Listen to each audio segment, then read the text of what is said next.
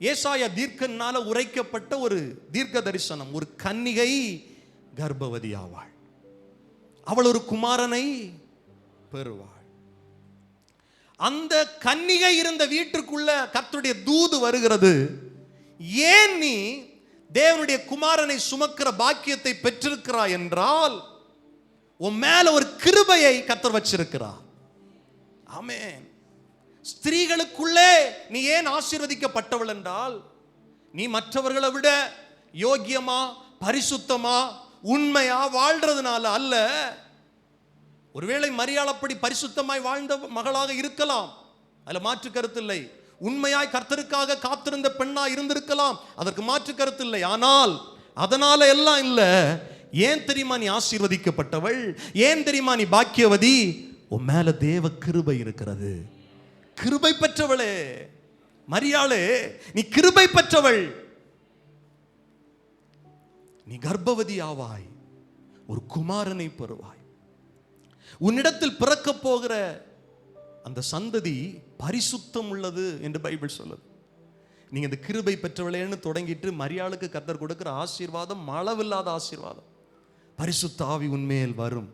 இது குறித்து நான் பேசிக்கிட்டே இருக்கலாம், டைம் இல்லை.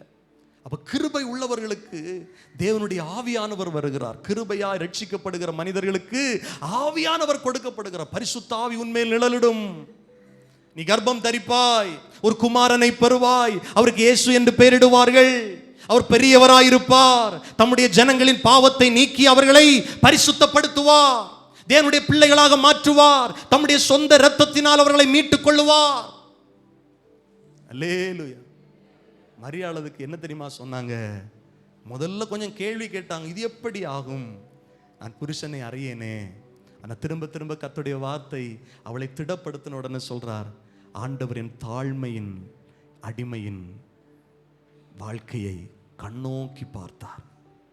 இதுலேருந்து ஒரு வார்த்தை சொல்றேன், யாருக்கு இங்கு கர்த்தருடைய கிருபை கிடைக்கும்? தாழ்மை உள்ளவர்களுக்கு கர்த்தர் கிருபை தருகிறார். நல்லா கவனிக்கிறீங்களே வார்த்தைகளை? மெசேஜை கேட்டுட்டு அப்படியே போயிடாதீங்க. தேவ கிருபை உங்களுக்கு வேணும்னா ஒன்றை செய்யுங்க, மனத்தாழ்மை. மனத்தாழ்மை.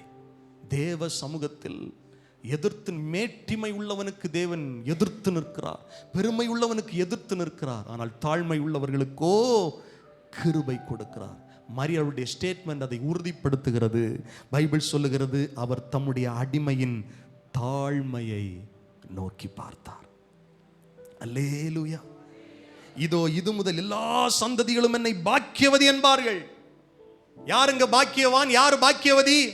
10 கார் வச்சிருக்கிறவங்களா, 4 பங்களா வச்சிருக்கிறவங்களா, ஆயிரக்கணக்கில் ஏக்கர் சொத்துக்களை வச்சிருக்கிறவங்களா, பெரிய பதவியில் இருக்கிறவங்களா, சீஃப் மினிஸ்டரா, பிரைம் மினிஸ்டரா? இல்ல. பைபிள் என்ன சொல்லுது? யார் பாக்கியவான்? கிருபை பெற்றவர்கள் பாக்கியவான்கள். தேவ கிருபை பெற்றவர்கள் பாக்கியவான்கள். எனக்கு அன்பான ஆண்டுடைய பிள்ளைகளே, கிருபையை போக்கடிக்காதீங்க, மிஸ் பண்ணிடாதீங்க.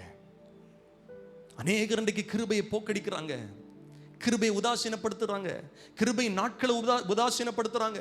நான் சொல்லுவேன், நம்முடைய ஆயுள் ஒவ்வொரு நாளும் கிருபையின் காலம். நம் மனம் திரும்ப கர்த்தர் கொடுக்கிற தருணம். நம்முடைய பெருமையை விட்டு மனத்தாழ்மையோடு நம் வாழ கர்த்தர் கொடுக்கிற தருணம். நாளை நம்முடையது அல்ல, அடுத்த நிமிடம் நம்முடையது அல்ல. இப்பொழுதே மனம் திரும்பினால் தேவ கிருபை பெற்றுக் கொள்ளுவோம். எதிர்த்து மாட்டோம் என்று எதிர்த்து நிற்போம். ஆனால் சகாயமின்றி சடுதியில், ஆமென், அடிக்கடி கடிந்து கொள்ளப்பட்டும் தன் பிடரியை கடினப்படுத்துகிறவனுடைய காரியத்தை பைபிள் போதிக்கிறது. தாழ்மை உள்ளவர்களுக்கு கிருபை. அவர்கள் பாக்கியவான்களாக இருப்பார்கள், அவர்கள் பாக்கியவதிகளாக இருப்பார்கள். இன்றைக்கு கிருபைக்கு நிகர் வேற எதுவுமே இல்லை. ஆண்டுடைய சமூகத்தில் உங்களை தாழ்த்துங்க. ஆண்டவரே, என்னை முழுவதுமாய் உங்கள் சமூகத்தில் ஒப்பு கொடுக்குறேன்ப்பா. ஆராதிக்கும் போது நம்முடைய சரீரத்தில், நம்முடைய தலையில் இருக்கிற கிரீடத்தை எல்லாம் இறக்கி வைக்கணும். 24 ஜீவன்கள், 24 மூப்பர்கள், 4 ஜீவன்கள் வணக்கமாய் விழுந்து கர்த்தரை ஆராதிக்கும் போது தங்களுடைய கிரீடங்கள் எல்லாம் கலட்டி வச்சாங்களாம். அது எதை குறிக்குதுன்னா, ஜாதி பெருமை, பணப்பெருமை, கல்வி பெருமை, அழகு பெருமை, பேச்சுத்திறமை பெருமை, இந்த பொல்லாத பாரம்பரிய பெருமை எல்லாத்தையும் கலட்டி வச்சுட்டு ஆண்டவர் சமூகத்தில் நம்மை தாழ்த்தும் போது நமக்கு கர்த்தர் கிருபைகளை தாராளமாய் வழங்குகிறார். கை உயர்த்தி சொல்லுங்கள், அல்லேலூயா. கிருபை பெற்றவளே நீ பாக்கியவதி. கடைசியாக பைபிள் சொல்லுது,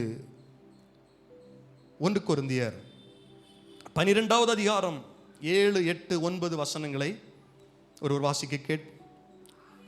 சாரிமா, 2 கொரிந்தியர் 12, 7, 8, 9. அன்றியும் எனக்கு வெளிப்படுத்தப்பட்டவைகளுக்குரிய மேன்மையின் நிமித்தம் நான் என்னை உயர்த்தாதபடிக்கு என் மாம்சத்திலே ஒரு முள் கொடுக்கப்பட்டிருக்கிறது. என்னை நான் உயர்த்தாதபடிக்கு அது என்னை குட்டும் சாத்தானுடைய தூதனாயிருக்கிறது.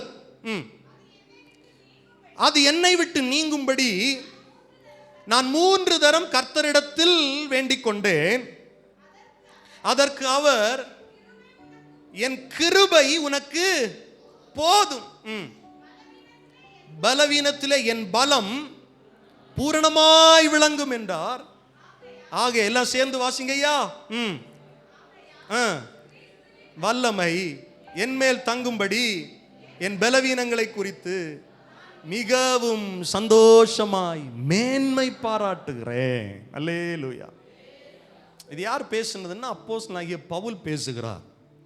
அப்போஸ்தலனாகிய பவுலுடைய ஊழியத்தை நீங்கள் கவனித்து பார்த்தீர்கள் என்றால், மரித்தவர்களை கூட உயிரோடு எழுப்ப அற்புத குணமளிக்கிற வரம் பெற்றவர் தான் யாருன்னா அப்போஸ்தலனாகிய பவுல். அவருடைய ஊழியத்தில் வியாதியஸ்தர்கள் குணமாக்கப்பட்டார்கள், பிசாசுகள் துரத்தப்பட்டது.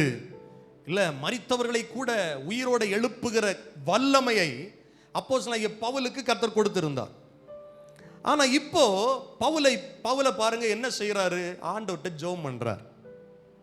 எதுக்கு ஜெபம் பண்றாரு? அவருடைய சரீரத்தில் ஒரு பலவீனம். கவனிங்கள், வார்த்தைகளை நல்லா கவனிக்கணும். அநேகருக்கு சுகம் கொடுத்தவன், அநேகருடைய வியாதியை சுகப்படுத்தினவன்.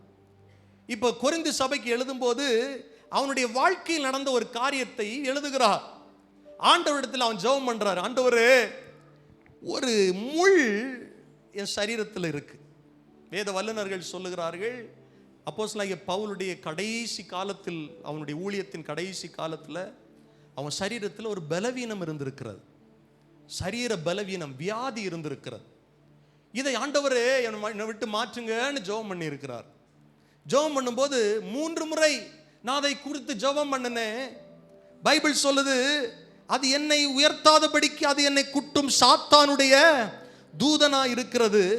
அது என்னை விட்டு நீங்கும்படி நான் 3 தரம் கர்த்தரிடத்தில் வேண்டிக் கொண்டேன். அதுக்கு பதில் என்ன தெரியுமா? இதோ மகனே, நான் உன்னை குணமாக்குகிறேன் என்று அல்ல, என் கிருபை உனக்கு போதும். இந்த கிருபை உனக்கு இருக்கிற இந்த பலவீனத்தில் பரிபூரணமாய் விளங்கி உன்னை பலப்படுத்துகிறான். அல்லேலூயா. இதை கேட்ட உடனே பவுல் சொல்லுகிற ஒரு வார்த்தை, இதனால் அவருடைய கிருபை என் மேல விளங்கும்படியாய், அவருடைய வல்லமை என் மேல விளங்கும்படியாய், என் சரீரத்தில் இருக்கிற இந்த பலவீனத்தை குறித்து கூட நான் மேன்மை பாராட்டுகிறேன். அல்லேலூயா. எத்தனை பேருக்கு இந்த ஆழமான சத்தியம் புரிந்தது என்று எனக்கு தெரியவில்லை. சரீரத்தில் பலவீனம் இருக்கா? இருக்கு. வியாதி இருக்கா? இருக்கு. ஆனா கூடவே அதை விட பெருசா என்ன தெரியுமா இருக்கு? தேவ கிருபை இருக்கு. ஊழியம் செய்கிற எங்களுக்கு வியாதி இல்லையா? இருக்கு. பலவீனம் வராதா? வரும். தும்மல் வராதா? வரும். காய்ச்சல் வராதா? வரும். ஆனாலும் எப்படி கர்த்தருடைய நாமத்தை மகிமைப்படுத்த ஓய்வின்றி ஓட கர்த்தர் வைக்கிறாருன்னா, என் சரீரத்தில் இருக்கிற பலவீனங்களை விட, வியாதிகளை விட தேவ கிருபை பெருசா இருக்கு. அல்லேலூயா, அல்லேலூயா. சில ஞாயிற்றுக்கிழமை எல்லாம் காலையில, சில ஞாயிற்றுக்கிழமை எழும்ப முடியாது, அவ்வளோ பலவீனமா இருக்கும். ஆனா கர்த்தரை ஆராதிக்க சபைக்கு வந்து ஜெபம் பண்ணிட்டு நிற்கும் போது கர்த்தர் பலப்படுத்திடுவார். யாரும் கேட்க மாட்டாங்க, பாஸ்டர் உங்களுக்கு உடம்பு முடியலான்னு கேட்க மாட்டாங்க. அந்த அளவு கர்த்தர் பலப்படுத்திடுவார். அல்லேலூயா சொல்லுங்க. காரணம் கிருபை. அது போதும். கிருபையை சார்ந்திருக்கிறவன் தொடர்ந்து ஓடுவான். பவுல் சொல்றாரு, என் பலவீனத்தை குறித்து நான் இப்ப மேன்மை பாராட்டுறேன், ஏன்னா அவருடைய கிருபை எனக்கு அதிகமாய் விளங்குகிறது. எத்தனை பேர் இந்த இடத்துல பலவீனத்தோடு வந்திருக்கிறீங்க, சரீர வியாதியை குறித்து கவலையோடு வந்திருக்கிறீங்க. இந்த பகல் வேளையில் கர்த்தருடைய கிருபை அளவில்லாமல் உங்களை பலப்படுத்துகிறது. அந்த பவுல் தான் சொன்னாரு, என்னை பலப்படுத்துகிற கிறிஸ்துவினால் எல்லாவற்றையும் செய்ய எனக்கு பலன் உண்டு. என் சரீர பலத்தினால் அல்ல, என் சரீர உடலில் இருக்கிற பலத்தினால் அல்ல, தேவ கிருபையினால் உண்டாகிற பலத்தினால், என்னை பலப்படுத்துகிற கிறிஸ்துவினால் எல்லாவற்றையும் செய்ய எனக்கு பலன் உண்டு. எத்தனை பேர் சொல்ல முடியும்? வாய் திறந்து சொல்லுங்க, என்னை பலப்படுத்துகிற கிறிஸ்துவினால் எல்லாவற்றையும் செய்ய எனக்கு பலன் உண்டு. பலவீனத்தில் பரிபூரணமாய் விளங்கும் தேவ கிருபை. இந்த கிருபைக்கு ஒப்பீடு எதுவுமே இல்லை. அதை தான் திரும்ப திரும்ப இந்த மெசேஜில் சொல்லிக்கிட்டே இருக்கிறேன். அதனால் தேவ பிள்ளைகள் ஒன்றை செய்யுங்க, எந்நேரத்திலும் தேவ கிருபையை சார்ந்து கொள்ளுங்க. கர்த்தாவே, என் மேல் கிருபை ஆயிரும் ஆண்டவரே, உடைய கிருபை என்னை விட்டு விலக்கிறாதீங்க ஆண்டவரே, என்னை விட்டு விலக்கிறாதீங்க. பவுல் சொல்லும்போது இந்த கிருபை வந்துருச்சுன்னா கிறிஸ்துவுடைய வல்லமை அவனுக்குள்ள தங்குமா. கிருபை வந்துருச்சுன்னா கிறிஸ்துவுடைய வல்லமை அவனுக்குள்ள தங்கும். அந்த வல்லமையினால தான் பிரசங்கம் பண்ணுவார், அந்த வல்லமையினால தான் ஜனங்களை சத்தியத்திற்கு நேராக இழுப்பாரு. இந்த கிருபை தான் அந்த வல்லமையை கொடுக்குது. இந்த கிருபை தான் ஜனங்களை கர்த்தருக்கு நேராய் திருப்ப அவனை தொடர்ந்து ஓட வைக்கிறது. ஆமென். எத்தனை பேருக்கு இந்த தேவ கிருபை வேணும்? கையை உயர்த்தி சொல்லுங்கள், அல்லேலூயா. இன்னொன்னு சொல்லி முடிக்கிறேன். யாருக்கு? நான் முதல்ல சொன்னேன், தாழ்மை உள்ளவர்களுக்கு கர்த்தர் கிருபை அளிக்கிறார்.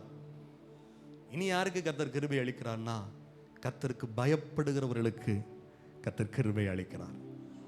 ஆமென். பூமிக்கு வானம் எவ்வளவு உயரமா இருக்கிறது, அவ்வளவு பெருசா கர்த்தருக்கு பயப்படுகிறவர்கள் மேல தேவ கிருபை இருக்குங்க. பக்கத்தில் பார்த்து சொல்லுங்க, ஆண்டவருக்கு பயப்படுங்க, கர்த்தருக்கு பயப்படுங்க. மனுஷனுக்கு பயப்படாதீங்க, வியாதிக்கு பயப்படாதீங்க. ஏன்னா வியாதிக்கு நீ பயப்பட வேண்டிய அவசியம் இல்லை. வியாதியை விட பெருசு தேவ கிருபை. ஓ ஜீசஸ், அல்லேலூயா. இதை மறக்கவே கூடாது. நம்ம வியாதியை விட தேவ கிருபை பெருசு. கிருபையை ஓவர்டேக் பண்ண வியாதிக்கு அதிகாரம் இல்லை, வியாதியை கிருபை ஓவர்டேக் பண்ணோம். ஆமென். இவனா வியாதியஸ்தன், இவனா பலவீனன் என்று ஆச்சரியப்படத்தக்க வண்ணமாய் வருகிற நாட்களில் தேவ கிருபை உங்கள் சரீரங்களை பலப்படுத்துவதாக, உங்கள் உறுப்புகளை பலப்படுத்துவதாக, உங்கள் கண்களை